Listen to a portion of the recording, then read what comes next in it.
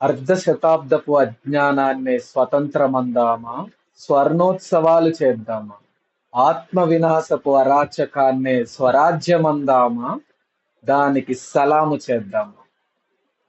అధికారం అధికారం సాధించి మనం అనుభవించడానిక, చుట్టూ పంచడానిక? మన ఉద్దేశం ఏంటి? హిట్లర్ దేనికి? విధ్వంసం చేద్దాం అనుకున్నాడు. నెల్సన్ మండేలా, గాంధీజీ అందరికి పంచడానికి, విముక్తి చేయడానికి అనుకున్నారు. అలా చాలా మంది ఉన్నారు. రెబెలియస్ అగ్రెసివ్ లీడర్స్ అందరూ కూడా వైలెన్స్ ఉంచుకోలేరు. రతన్ టాటా సెల్ఫ్ రెస్పెక్ట్, పొగరు అహంకారమే అది.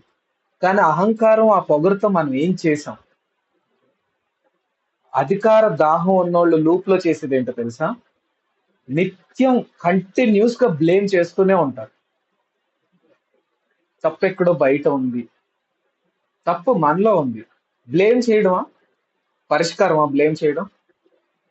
మెజర్మెంట్స్ ఏంటి? నీ ఆలోచనలు ఏంటి? ఒక ఆర్డర్ ఏమన్నా ఉందా?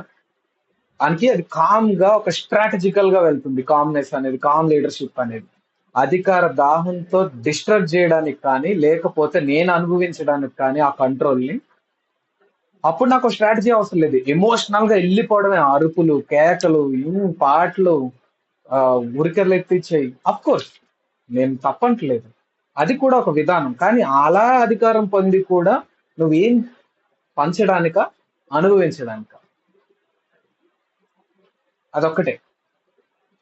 ఇప్పుడు ఎలా గుర్తుపట్టాలి వీటిని? ఖచ్చితంగా ఒక డిస్ఫంక్షనల్ సెట్టింగ్. ఫ్యామిలీ ఉందా?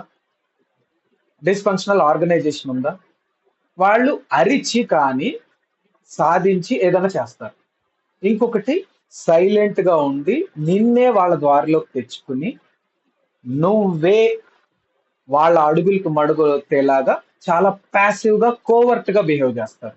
సో వీళ్ళని ఎలా గుర్తుపట్టాలి?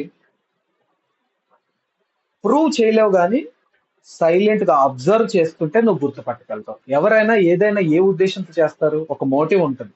ఆ మోటివ్ వాడు పంచడానికి చేస్తున్నాడా, అనుభవించడానికి చేస్తున్నాడా అంటే వాడి లైఫ్ స్టైల్ నీకు తెలిసిపోతుంది.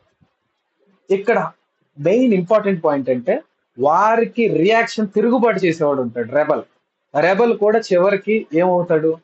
వాడు కూడా తిరగబడి వాళ్ళ మీద ఆధిపత్యం గెలిస్తే నేను శాంతపడతాను అనుకుంటాడు. కానీ అది అలా జరుగుతుందా? జరగదు. అల్టిమేట్ గోల్ సాహిత్యానికైనా, నువ్వు అధికారం తీసుకుని నలుగురికి సేవ చేయాలన్నా పరిష్కారం కావాలి.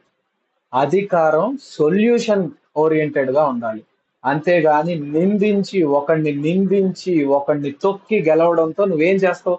ఒకడిని నిందించి గెలుస్తున్నావు అంటే నువ్వు ఖచ్చితంగా అధికార దాహం కోసమే గెలుస్తున్నావు. నిందించడం ద్వారా ఏదీ రాదు. ఖచ్చితంగా పరిష్కారం ఏమిటి? కమ్యూనికేషన్, సొల్యూషన్ ఓరియంటెడ్ గా ఎనీ స్టెప్స్ ఉన్నాయా? That's it. బాయ్.